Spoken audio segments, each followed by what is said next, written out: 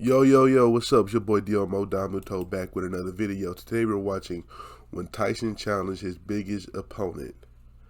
So that means like his toughest opponent, like, like a good ass fighter, or maybe in stature. I don't know, you know what I'm saying? So let's get into it, man. I like watching these little boxing videos, man. So if y'all got any more, request some, you know what I'm saying? Let's get into it.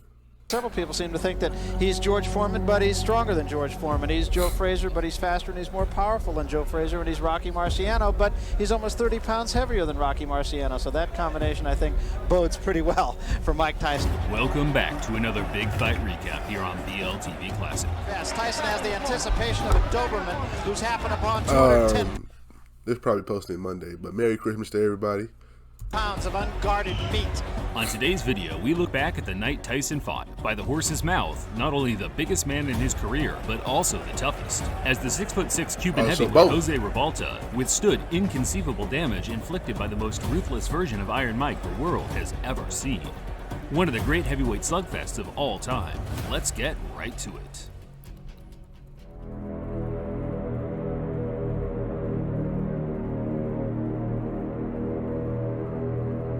At 5'10½", Mike Tyson was significantly the shortest heavyweight contender ranked by the Ring Magazine's top 10 in the fall of '86. Many boxing fans will remember this era as the New Age, the land of the giants, with the large majority of top contenders and champions from here on out standing in excess of 6'4". Primo Carnera, a heavyweight boxer called the Monster by Time magazine. There have been many tall contenders and champions in the past, with Jess Willard and Primo Carnera being prime examples of towering fighters often branded as unskilled behemoths, circus acts, whose achievements in the sport are credited strictly to their advantage in size and weight.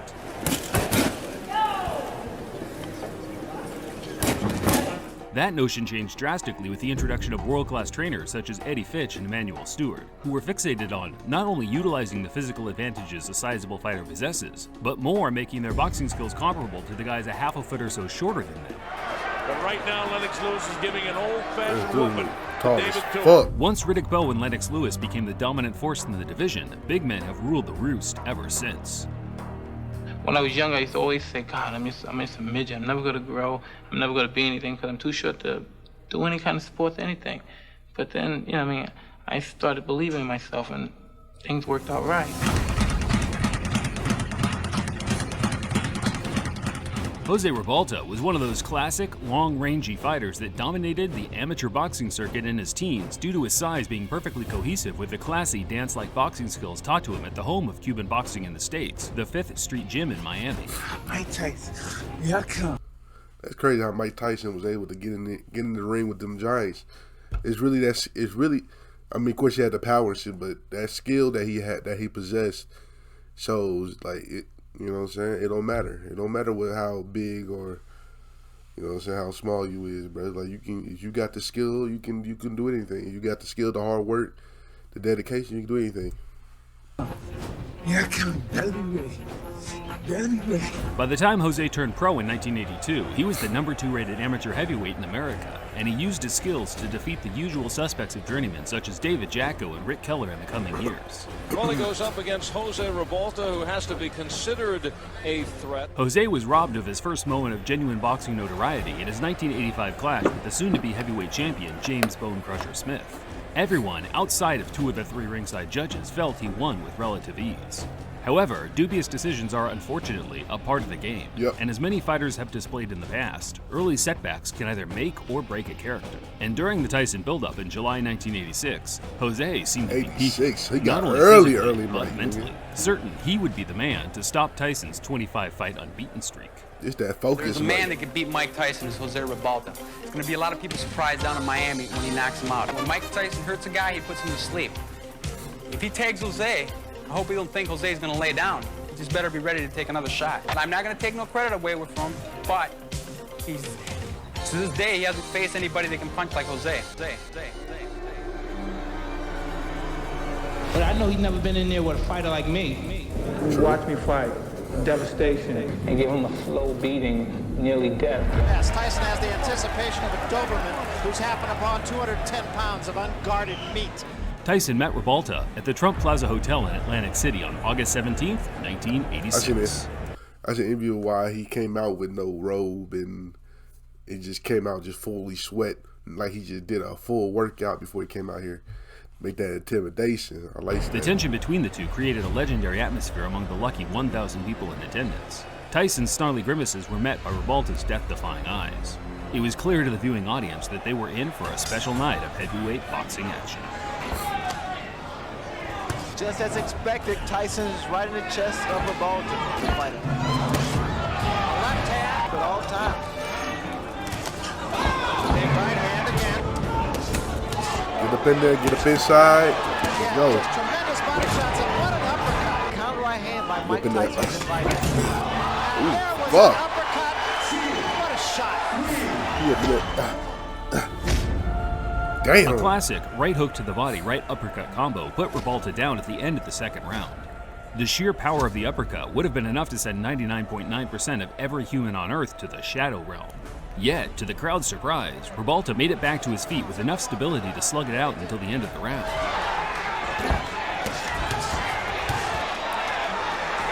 Ribalta trying to bang with Tyson and gets off the ropes. The way that uppercut looked, the nigga stood up. Hey, you gotta give him credit for that shit. There's a good left to the chin.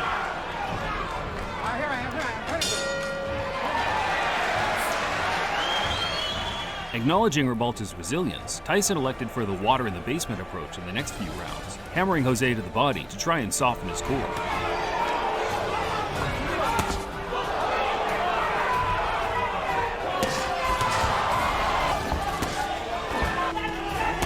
Lunging left hand by Tyson. That was an uppercut by Ribalta. That's probably frustrating. Like beating up a nigga like this nigga Mike Tyson doing. He probably like he whooping his ass, but he ain't going down. That's probably the most frustrating shit. If you a boxer, I never boxed before, so I don't know.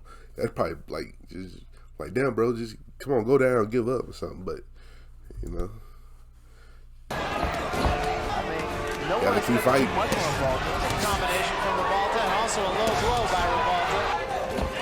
And also like Tyson's corner safety. That was a good left hand. There was a big right hand, and that hurt Ribalta. Tyson took his attacks upstairs by the end of the seventh, boxing with the same ferocity as he did in the first, throwing with the speed and power of a man that has barely broken a sweat. Does he hit?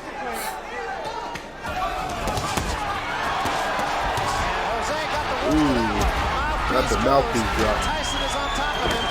There's a big right hand, and Ribalta is about to go. This is all his thing. And another big right hand. Back to the body. That nigga might There's go no to this swing. nigga up. There's a smashing left hand, and wisely, Tyson seemed shocked that Ribalta had made it to his feet again. Yet, instead of taking his feet off the gas and cruising to a unanimous decision, he wanted to entertain the fans by closing the show. oh, another big left hand. That pride, that pride. Oh, what a shot, and Ribalta's down. And that's it. Tyson knocked out Ribalta in the 10th in a manner I'm sure the great Customato himself would have been proud of. But as always, HBO's Larry Merchant was underwhelmed by his performance and grilled the aspiring champ in the post-fight interview. Mike, this guy was a tougher nut to crack than you thought, I bet. Very enough. He had his mind concentrated. He was going to fight, and he did well, and I commend him very dearly. What made him so tough? The fact that he fought back, unlike the other fighters who've taken you this far? Most definitely, he fought back, and he had the idea in his mind he wasn't going to get knocked out. But as you notice, he was knocked down, but wasn't knocked out because he had his mind conscious of that. Are there too many expectations of you, Mike? Do you think that if you don't, you're in a bind that if you don't knock him out early, if you knock him out early, everybody says the other guy was a bum. If it goes this far, everybody says you can't hit that hard. Well, what can I say? This happened. Tyson showed a lot of class in his response by simply At that acknowledging young that Mike, Ribalta you know was what I'm saying? as He tough cool. in game as they come. He chilling. In an interview for doing that Ring Magazine in 2014, Tyson named Ribalta as the most durable fighter he'd ever faced, along with the strongest, claiming that the Cuban was very strong in clinches. His professional record, 32 wins, 9 defeats, If Tyson had never met Ribalta, I doubt that there'd be even a single person who would have expected him to put up such a brave effort against a prime Mike Tyson, because after the match, his career went more or less down the drain, certifying himself as a bona fide journeyman by his mid-20s. Ribalta retired after 5 straight losses in 1999, yet to this day, he still wants a rematch with Tyson. In fact, his Facebook page is littered with non-stop callouts to the point of obsession. Usually, I'd laugh off these callouts, but with the current landscape in the game today, you just never know who will return to the ring. Nah, bro, give that shit up, nigga. Nigga, that little clip they showed you boxing, bro. Mike, look, bro. Hey, nigga, I know you ain't getting back up the next time he knock you out. Stop it. Get some help. Anyway, look. This is a good video, man.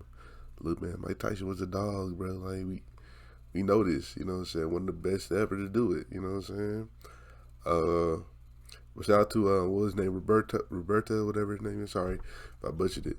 But, hey, he's tough dude. Getting back up, or getting knocked down a few times, getting back up, like not too many people doing that, so, you know what I'm saying? So, but anyway, you like my reaction, make sure you like, comment, subscribe, and I'll catch y'all next time. Peace.